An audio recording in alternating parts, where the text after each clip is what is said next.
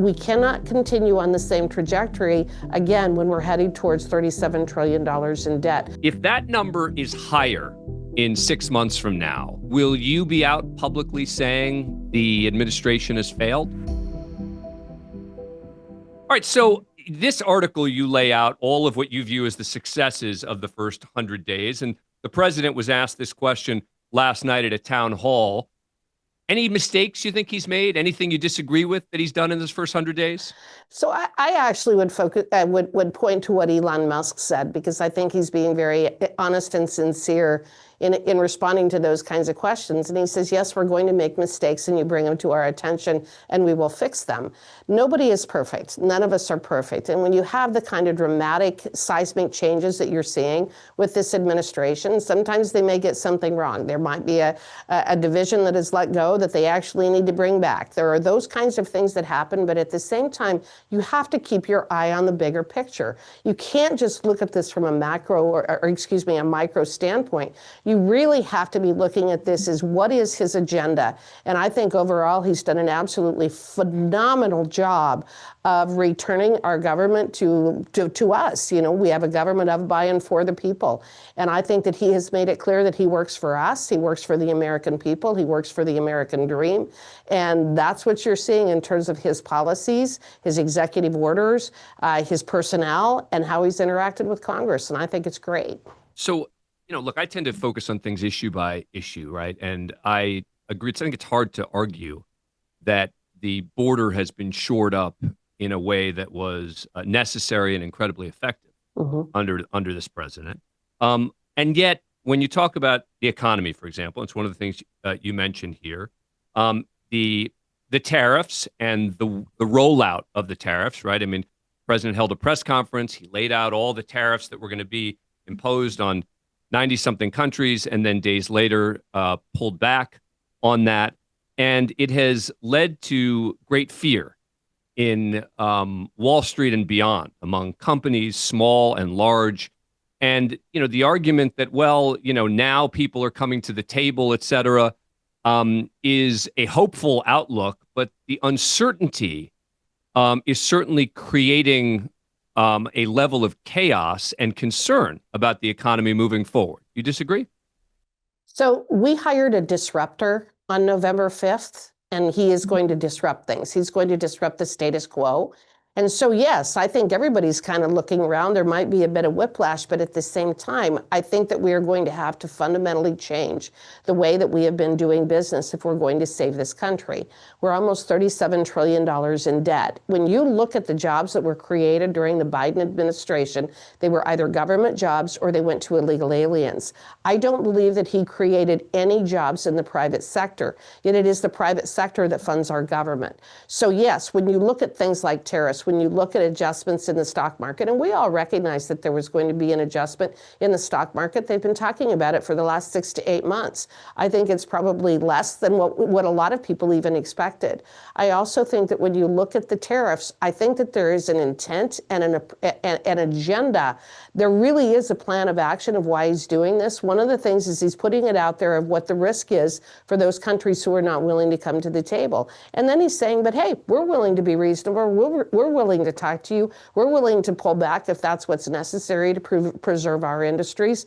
You know, I guess what I have to say is I'm very proud of someone who's willing to try something different, because we cannot continue on the same trajectory again when we're heading towards $37 trillion in debt. We need to prop up the private sector, not the government sector. So I guess I have two questions for that. First one is that it does seem that the president likes to highlight things that he likes, right? It was Trump's stock market when he liked the stock market. Now it's not Trump's stock market when he doesn't like it as much. And now you're talking about the debt, which is a very significant issue. So I guess my question to you is, if the numbers, let's take your number, right? 37 trillion, that we're approaching that number.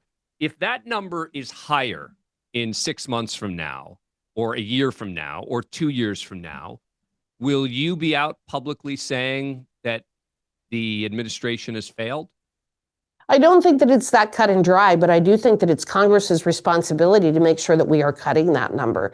And that's what we're doing with reconciliation. So that you have to understand, and I know that you do, the separation of powers situation. Congress is the one that needs to step forward and starting to cut spending and cutting programs that are unnecessary, which is what we are trying to do through reconciliation. That's part of why I'm so excited to be back here in Congress at this time in our history, because just last night we had a markup in Judiciary. We started at 2 o'clock yesterday afternoon, finished about 11:30 last night. I know that Ways and Means is going next week, but we need to extend the tax cuts and the tax credits in the original tax bill that came out during the first Trump administration. That's over $4 trillion in tax cuts for your everyday middle-class citizen here in the country. But that could also lead to potentially increasing the size of the deficit. Well, not if we're actually cutting spending. Right.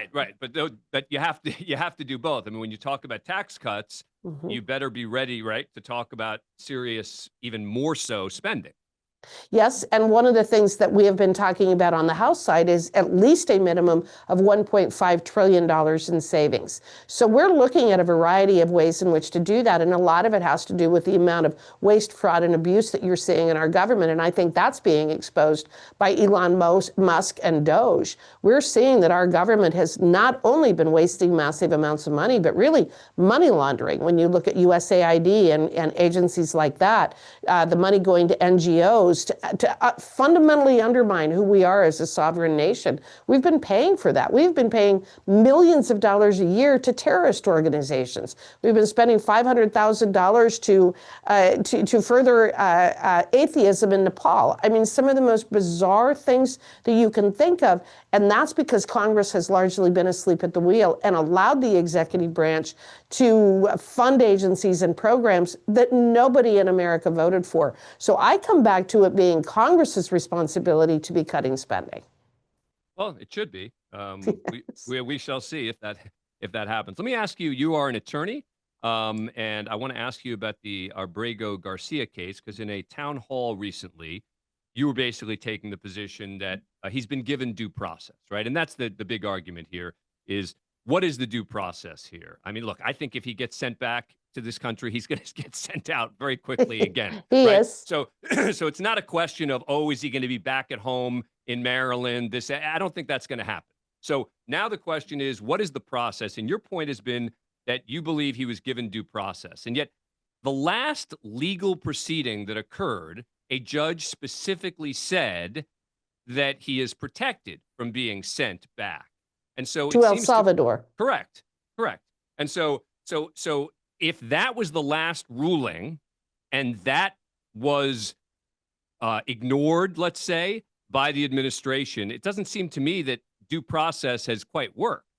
Well, I'm going to maybe push back just a little bit, because I don't think that that's necessarily what due process is. As you and I both know, due process is notice and an opportunity to be heard.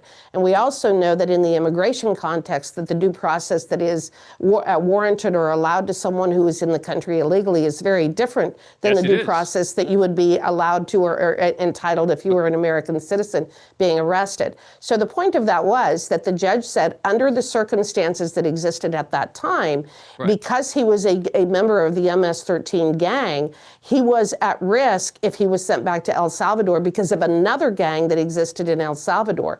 Since that time, actually, the president of El Salvador has literally wiped that gang off the face of the earth. Well, that gang doesn't. That's not due process. I mean, what's happened in El Salvador and making arguments about sort of what's changed, right, doesn't change the legal status. No, I would disagree with that. Really? I would. Okay. So the bottom line is, from your perspective, even though the administration and the Supreme Court have all said that he was sent there improperly, you don't agree with that?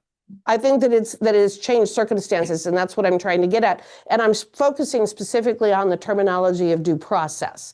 He has received due process. He had hearings. He actually had two separate hearings saying that he could be deported from the country. The only reason that they said he could not be sent back to El Salvador was because of the risk to him because of the gang. There is now a completely changed circumstance in El Salvador, and we sent him back to his country of origin. But according to who? I mean, you just said due process, right? Due process would mean that someone would come into court and say that an opportunity to be heard. Exactly. So there'd be a change of circumstances, and not just the president of El Salvador saying it, but some sort of court order or some sort of argument in court that would say, okay, this has changed. Now it's changed. Now we have a right to send him. That didn't happen. Not necessarily in the immigration context, and that's where I'm pushing back on you. When you look at the immigration laws, the executive branch, the Border Patrol, the immigration, the executive branch has wide leeway in terms of how to deal with illegal immigrants. And here's the thing of what we're dealing with here is we know that the Democrats, what they want to do is a full-blown trial or hearing for every single illegal immigrant in the country. It can't happen, and it's not required by the law. No, it's not. It is not required by the law. It's not. It's not required by the law, but he had no proceeding before he was sent after this court ruling in 2019. And that's why I think the Supreme Court's language is so instructive here, because really all they did is, and I'll read from it, due to the administrative stay issued by the Chief Justice, the deadline imposed by the district court had given them till Monday night. To that extent, the government emergency application is effectively granted in part, and the deadline in the challenged order is no longer effective. The rest of the district court's order remains in effect, but requires clarification on remand. The order properly requires the government to facilitate Abrego Garcia's release from custody in El Salvador and to ensure that his case is handled as it would have been had he not been improperly sent to El Salvador.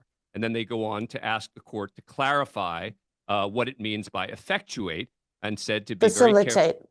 Correct. No, effectuate is what they asked for clarification on. Facilitate, they told them to do.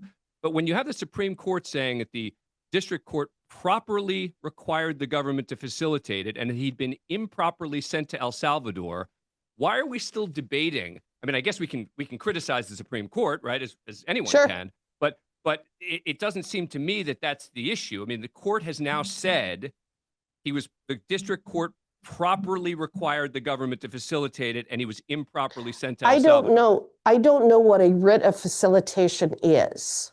And I don't believe that has ever been cleared. There is no such thing, in other words. So you disagree with the court's rule? So you disagree with the Supreme Court? Okay, that's fine. I do. But you would agree, though, even though you disagree and I disagree with the Supreme Court sometimes, that doesn't mean that the court's order can be ignored.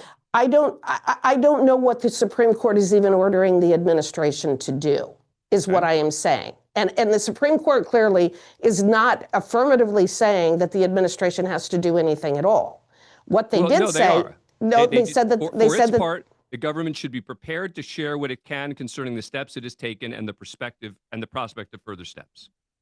And the district court, I don't know how they have clarified that, but my point is being that there is, first of all, I find that it's absolutely fascinating that the Democrats has this guy as their poster child. Come on, but he's not. This guy's going to be sent back. He's not going to end up in the United States. That's how I started this, right?